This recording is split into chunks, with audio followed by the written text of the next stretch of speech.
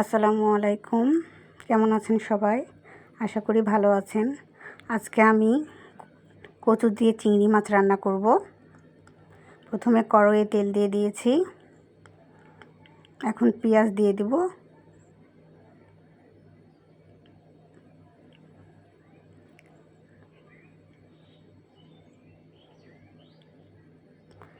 একটু নাড়াচাড়া করে দিব। পেঁয়াজটা একটু লাল লাল ভাজা হলে তারপরে মশলা দিব। পেঁয়াজ আমার ভাজা ভাজা হয়ে গেছে। আদা রসুন বাটা দিলাম, 2 চামচ আদা রসুন বাটা।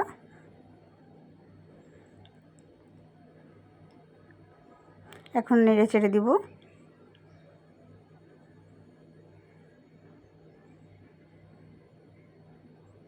ভালোভাবে নাড়াচাড়া করতে হবে।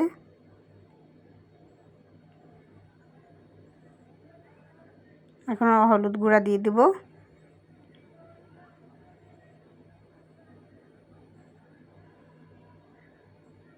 মরিচ গুঁড়া, স্বাদ মতো লবণ। স্বাদ মতন লবণ দিতে হবে, যে যেরকম লবণ খান সেই রকম দিবেন।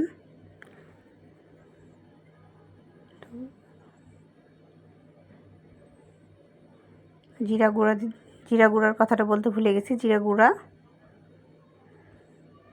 দিয়ে দিয়েছি। এখন একটু নাড়তে হবে।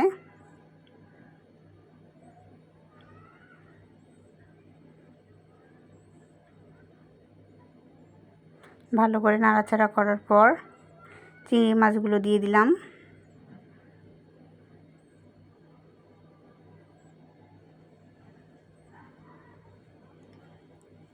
নাড়াচাড়া করতে হবে। ভালো করে নাড়াচাড়া করার পর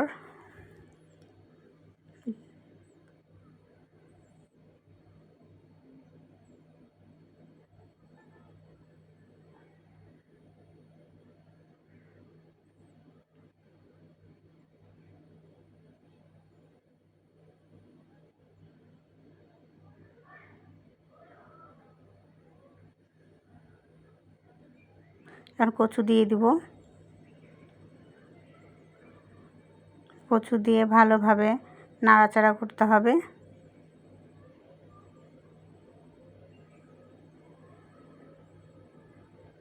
আপনারা হয়তো বা ভাবতে পারেন কচু চিংড়ি রান্না দেখানোর কি আছে। আমরা যেভাবে রান্না করে খাই সেটাই আপনাদের সাথে শেয়ার করছি।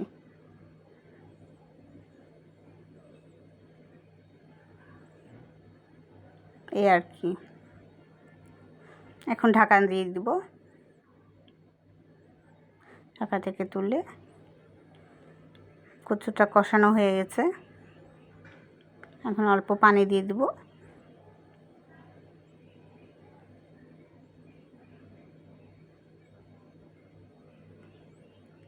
আর নাড়াচাড়া করে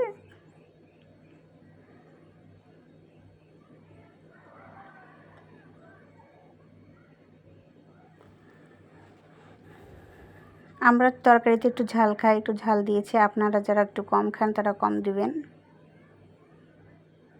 আমি ঢাকনা দিয়ে দেব। আমাদের কচু রান্না প্রায় শেষের পথে।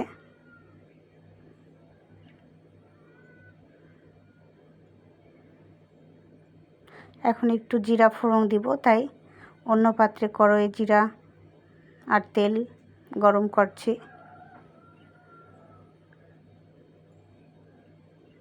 এখন ফোড়নটা দিয়ে দিলাম। এটা অপশনাল, আপনারা দিলে দিতে পারেন, না দিলেও না দিতে পারেন। আমরা দিই।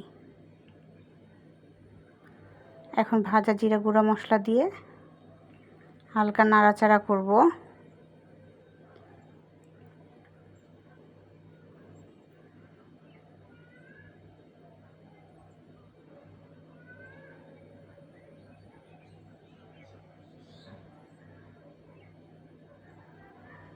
এমন করে নাড়বো যেন কচুগুলো গলে না যায়।